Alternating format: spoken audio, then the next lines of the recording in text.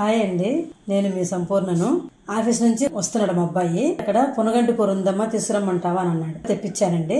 ఇదిగోండి, ఇలా ఉన్నాయండి కట్టలు. 5 కట్టలు తీసుకొచ్చాడు. దీన్ని ఒలిచి నీట్ గా కడిగి ఏం చేస్తానో తర్వాత చూపిస్తాను మీకు. దీన్ని ఒక క్లాత్ మీద వేసి ఆరబోసుకోవాలి.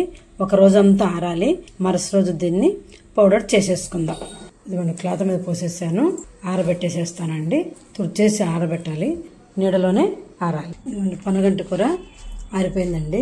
ఇందులో ఏమేమి పోషకాలు ఉంటాయో చూద్దాం రండి. Beta carotene, fibre, iron, calcium, vitamin A, B, C, folate, potassium సమృద్ధిగా దొరుకుతుంటాయి. రక్తాన్ని కూడా శుద్ధి చేస్తుంది. ఇది మనము పౌడర్ చేసుకున్నాం. దీన్ని పప్పు చేయొచ్చు, కూర చేయొచ్చు, పచ్చడి చేయొచ్చు.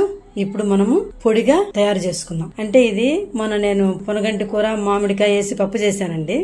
కొంతమంది ఆ ఆకు ఏంటి అని చెప్పి అడిగారు. ఇలా ఉంటుంది పొనగంటి కూర.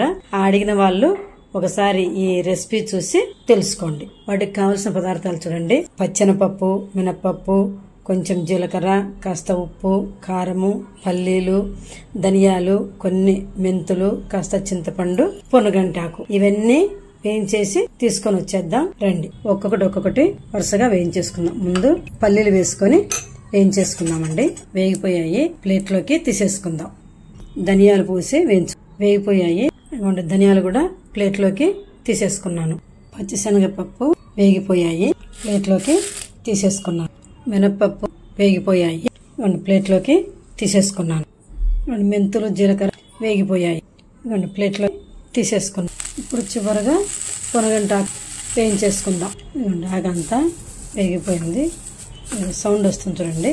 అంటే నాకు కూర, పప్పు, పచ్చడి చేస్తారని తెలుసు గాని పొడి చేస్తారని తెలియదండి. మొన్న గుంటూరు వెళ్ళాను కదా, అప్పుడు మా పెద్దమ్మ భోజనాన్ని పిలిచింది. సరే అని వెళ్ళాను. వెళ్తే అక్కడ మా పెద్దమ్మ పొడి వేసింది. ఏం పొడి పెద్దమ్మ అని చెప్పాను. అడిగితే ఇది పొనగంటాకు పొడి అని చెప్పినది. పొనగంటాకుతో పొడి కూడా చేస్తారా అని చెప్పాను. అవును, నేను చేస్తాను ఎప్పుడు అని చెప్పి అన్నది. సరే అయితే ఏమేమి వేస్తారు అని చెప్పి అడిగి కనుక్కున్నాను.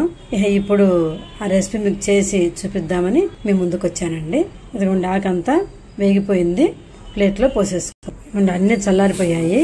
1.5 స్పూను కారం తీసుకున్నాను, అది కూడా ఇందులో వేసేస్తున్నాను. 1.5 స్పూను ఉప్పు తీసుకున్నాను.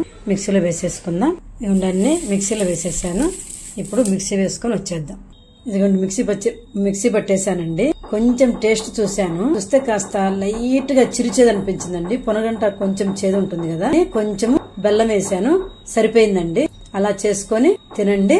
Like, share, subscribe.